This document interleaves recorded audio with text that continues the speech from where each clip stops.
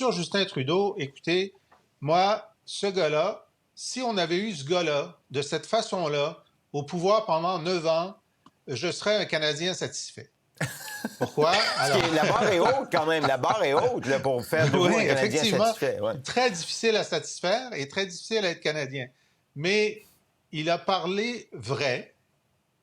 Pour une fois, il a dit le fond de sa pensée, sans inhibition, et il l'a dit correctement. Bon, il a traité Trump d'idiot, mais il s'est couvert par le Wall Street Journal qui l'avait dit, la guerre commerciale la plus stupide de l'histoire. Puis il a même dit, même si vous êtes un gars intelligent, ça, c'était peut-être pas nécessaire. Mais en tout cas, alors ce qui fait que sur l'ensemble de l'œuvre, sur le fond et sur la forme, je pense que c'est la bonne réaction. Pour ce qui est de M. Poilievre, évidemment, moi, j'ai trouvé que j'ai pas de problème à ce qu'ils disent comment lui, il ferait les choses, mais j'ai trouvé que la partie de son intervention qui critiquait le gouvernement sortant, c'était pas le jour. C'était pas le bon jour, OK? Et c'est là que Poilievre n'est pas capable de calibrer ces choses-là encore. Mais pour le reste, c'était une bonne intervention. Et évidemment, pour lui, le cadeau de la semaine, c'est que Trump ait dit du mal de lui. Ouais. Alors ça le rend de tellement bonne humeur, parce que s'il fallait que ce soit le contraire, ce serait très difficile à gérer. Et donc, ça, il a bien fait. La question a été posée, il a répondu, non, je suis pas un gars de MAGA, c'est le contraire. Et s'il m'aime pas, je suis pas là pour être aimé. Ça, il le dit souvent, je suis pas là pour être aimé de qui que ce soit. Et ça marche. Il est là pour défendre les Canadiens.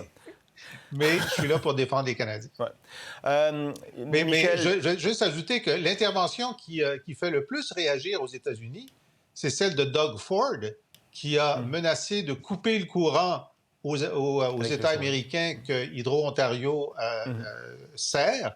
Là, aujourd'hui, il a modifié un peu sa position en disant, s'il y a d'autres tarifs, il y en a d'autres qui s'en viennent là, immédiatement sur l'acier et l'aluminium et ensuite les réciproques le 2 avril, mais il a dit, s'il y a d'autres tarifs, j'augmenterai de 25 % le coût de mes exportations d'électricité. Je vais appeler les 3 gouverneurs pour leur dire, et je n'exclus pas de couper le courant. Alors, il a décidé de rendre sa menace conditionnelle.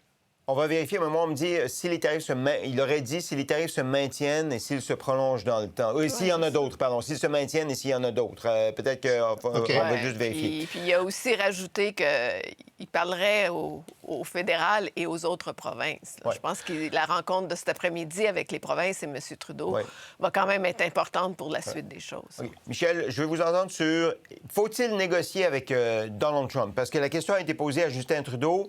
Pourquoi vous ne négociez pas pour éviter les tarifs? Puis voici la réponse que le premier ministre a donnée. Son but, c'est de faire écrouler l'économie canadienne. Je ne sais pas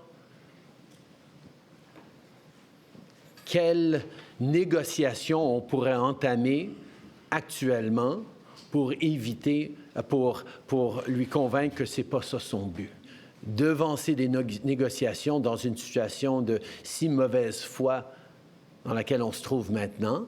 Je ne sais pas si d'ouvrir les négociations. On serait toujours ouvert à le faire s'il le voulait, mais ce n'est pas un enjeu dont il a parlé.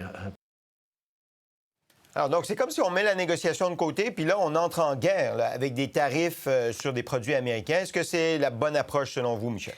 Sincèrement, j'écoutais tout ça ce matin, Sébastien, puis je me disais, écoute, le président des États-Unis a roulé, mais tout le monde au Canada dans la farine. On a tous été roulés dans la farine. Je nous écoute encore, là, depuis des jours et des jours, des semaines, à essayer de trouver la stratégie qui ébranlerait le président et qui ferait en sorte qu'on ne serait pas dans cette guerre-là aujourd'hui. Rappelez-vous, là, les premiers jours, on disait, ben oui, il menace d'imposer des tarifs, mais non. Quand on connaît M. Trump, c'est juste une stratégie de négociation, il ne faut pas trop s'en faire, puis on va répondre, et puis on va se mettre à table, puis on va négocier.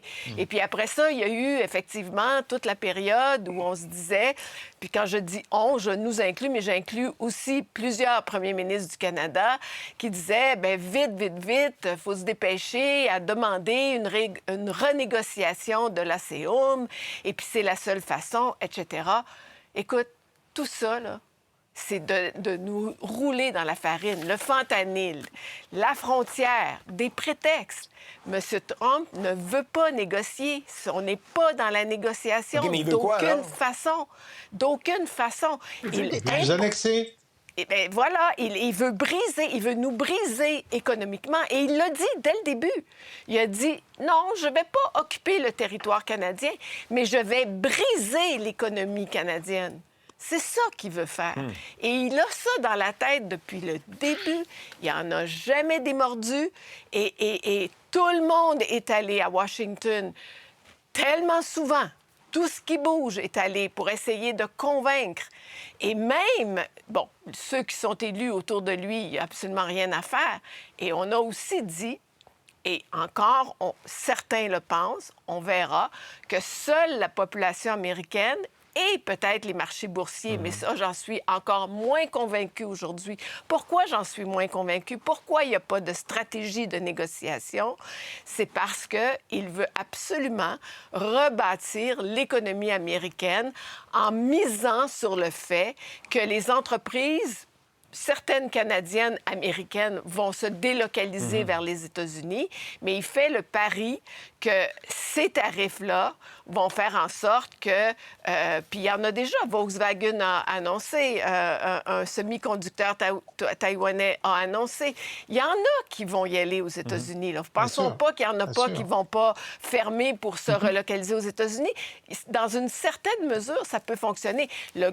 Pour moi, la grosse interrogation, c'est comment va réagir l'industrie automobile par rapport au Canada. Vous savez, l'industrie automobile est aussi capable, sur une période, je dirais, de quoi, 1 an, est aussi capable de réajuster son modèle d'affaires, est aussi capable de se réajuster. Il faut faire attention à nos paradigmes d'analyse parce que, honnêtement, il n'y a plus grand-chose qui tient. Donc, et moi, je ne crois pas que le président des États-Unis veuille, à court terme, je ne dis pas à moyen terme et long terme, mais à court terme, je ne vois pas le président américain en ce moment vouloir négocier avec quiconque.